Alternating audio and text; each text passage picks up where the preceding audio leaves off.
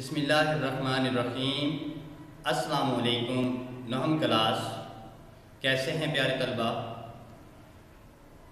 آپ سب کو دار ارقم سکول سیلہ مالی کیمپس کی جانب سے on line home schooling project کے تحت ہونے والے آج کے اردو کے اس لیکچر میں خوش آمدید۔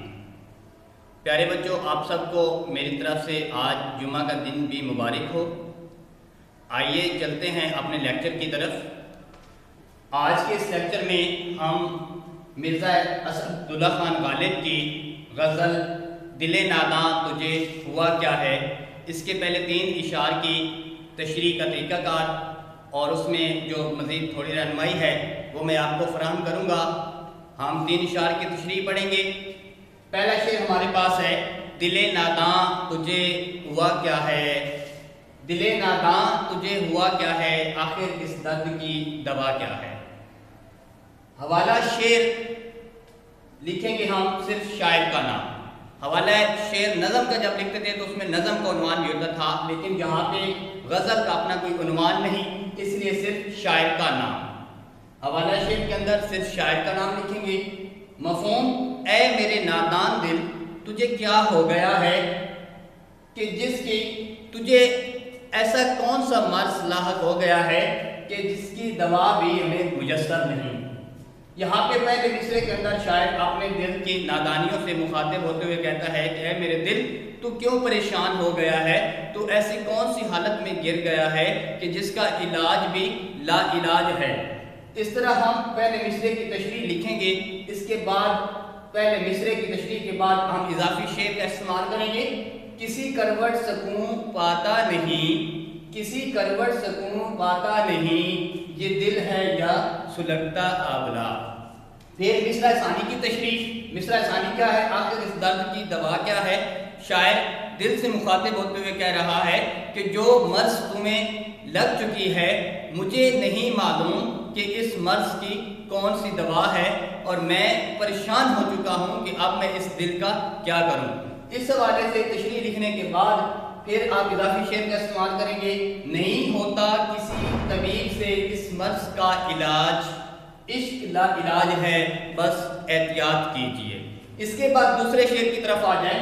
دوسرا شعر ہمارے پاس ہے، ہم ہیں مشتاق اور وہ بیزار، یا الہی یہ ماجرا کیا ہے۔ اس کا مفہوم، ہم تو محبوب کو چاہنے والے ہیں، ہم تو ان سے اپنی الفت کا اظہار کرنے والے ہیں، لیکن ہمارا محبوب ہے کہ وہ ہم سے بیزار ہوتا ہے۔ شاعر اللہ تعالیٰ کی ذات سے مخاطب ہو کے کہتا ہے کہ اے مالک مجھے معلوم نہیں کہ میرے ساتھ یہ معاملہ کیوں چل رہا ہے، میرے ساتھ یہ برعکس کھیل کیوں کھیلا جا رہا ہے۔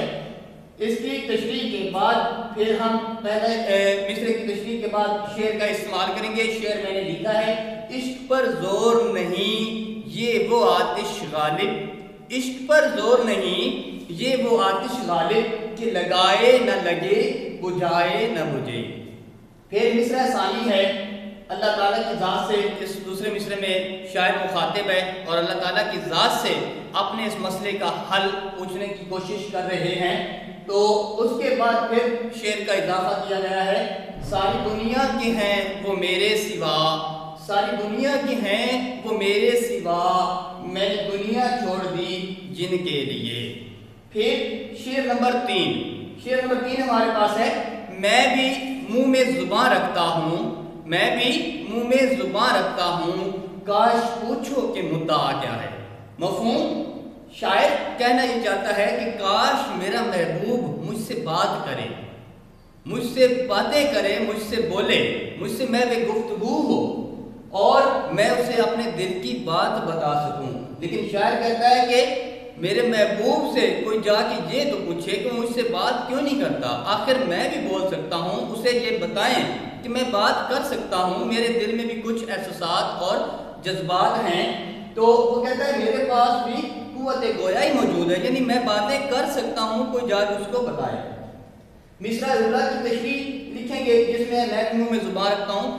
اب اس سے مراد منہ میں زبان اور اس مراد کہ میں بول سکتا ہوں، پھر اپنے اندر جو اس کے دل میں ایک محبت کی جو آگ لگی ہوئی ہے وہ کہنا چاہتا ہے کہ میں اس کا اظہار کھول کے کر سکتا ہوں، اس لیے مجھ سے پوچھو۔